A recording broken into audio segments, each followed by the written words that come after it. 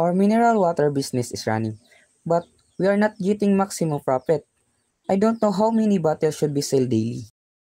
If we sell to few bottles, it's low. If we sell to many, the selling price drop. So we need a mathematical method to find the Okay, let's do the different calculations. X is equal number of bottles sold per day. Cost of this function is Cx is equal to 5x plus 200.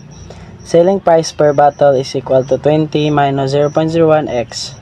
And then Rx is equal to x 20 minus 0.01x is equal to 20x minus 0.01x squared. Profit of this function is Px is equal Rx minus Cx, and Px is equal to 20x minus 0.01x squared minus 5x plus 200. And then Px is equal to negative 0.01x squared plus 15x is equal to 200. dp divided by dx is equal to negative 0.02x plus 15. Then set it equal to 0. Negative 0.02x plus 15 is equal to 0. And then x is equal to 15 divided by 0.02 is equal to 750. So maximum profit occurs at 750 bottles per day. D squared P divided by dx squared is equal to negative 0.02. So since it is negative, the profit is maximum.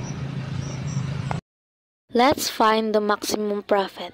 750 equals negative 0.01 times 750 squared plus 15 times 750 minus 200.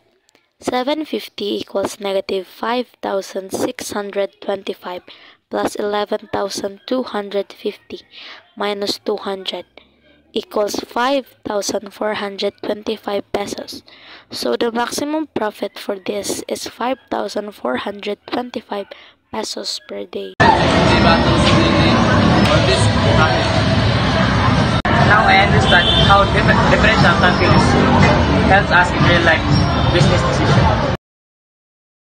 Differential calculus help us to find the exact production level for maximum profit, making business accurate, smart, and scientific.